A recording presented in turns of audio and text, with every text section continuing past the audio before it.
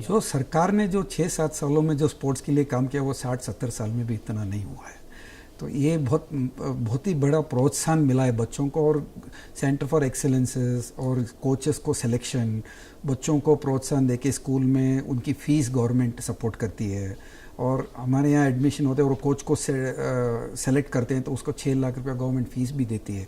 तो सारी सुविधाएं गवर्नमेंट ऑफ इंडिया ने बच्चों के लिए ये स्पोर्ट्स को प्रोत्साहन और इनकी जिज्ञासा बढ़ाने के लिए, ताकि ये नेशनल लेवल पे और इंटरनेशनल लेवल पे काफ़ी भारत का नाम रोशन करें। तो ये बडिंग यंगस्टर्स को गांवों से, रूरल एरिया से, स्टेट लेवल से या जूनियर लेवल से इसकी एक ऐसी व्यवस्था बनाई है गवर्नमेंट ऑफ इंडिया ने, जो अब आज वेबसाइट में जाते हैं उनकी सारी स्कीम्स को समझ में आता है। तो हमने भी काफ़ी फ्री एडमिशन्स दिए स्पोर्ट्स बच्चों को, बट जब भारत सरकार जब साथ में हो गई और स्टेट गवर्नमेंट साथ में हो गई तो ये 100 गुना ज़्यादा काम नेक्स्ट 10 सालों में हो सकता है, ऐसे मेरी मान्यता है। हमारे सारे यूनिवर्सिटी के कंप्लीट 100 कमिटीज़ बनाई हमने, और साई के साथ में और स्टेट गवर्नमेंट की मशीनरी, करीब 3000-4000 वॉलंटियर्स होंगे, एयरपोर्ट से लेकर उनके खाने तक। उसका ऐप भी बनाया हमने, जो पहली बार हिंदुस्तान में खेलो इंडिया के लिए एक ऐप बनाया, जो कहाँ उनका वेन्यू होगा, कहाँ उनका सोने की जगह होगी, कहाँ खाना होगा, क्या एक्टिविटी होगी, कहाँ जाके मिलना है, क्या ग्रीवियंसेस, हेल्थ के लिए कहाँ जाना है। तो हर चीज़ के लिए हमने वॉलंटियर और कमिटीज़ बनाई है स्टेट गवर्नमेंट के साथ में मिलके और साइक के साथ में मिलके, और ये सारी ग्रुप पुलिस फोर्सेस से लेकर मीडिया से लेकर, तो आप समझ लीजिए करीब 600 कमिटीज़ इंटीग्रेटेड है इसमें।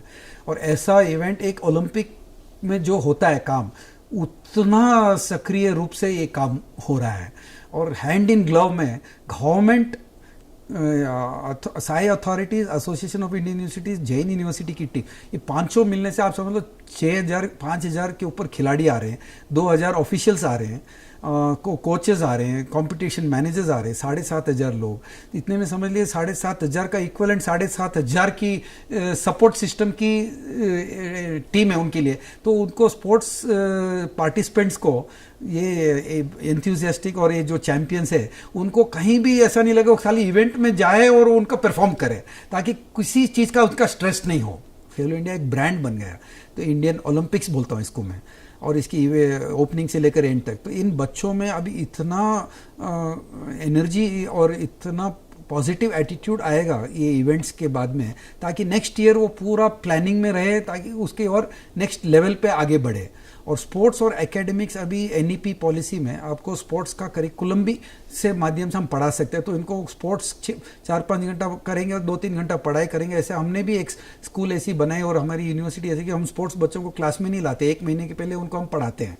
तो ये सारा माहौल हमारे जैन यूनिवर्सिटी में नहीं, we are among the top 5 sports universities in the country, and the possibilities of youngsters getting highly inspired and participate in this competitive events of solo games and team games will become very high। और 2032 तक मैं 20 से 40 gold medal का आशा रखता हूँ। हमारे Jain university से पक्का विश्वास कि 2 गोल्ड मेडल तो हम ओलंपिक को इंडिया को देंगे, और पूरे भारत की यूनिवर्सिटीज़ और अपने स्टेट्स गवर्नमेंट सब मिलके 40-50 गोल्ड मेडल तो मेरी जिज्ञासा 2032 तक तो मेरे को आशाएं दिखती है। बिकॉज ये माहौल इकोसिस्टम 6-7 सालों से जो बना, अब इसका एक सिस्टम बन गया और एक कंटिन्यूटी हो गया। सरकार भी साथ में, भारत सरकार भी और स्टेट गवर्नमेंट भी इसको इंटीग्रेट कर रही है। तो it is public private partnership.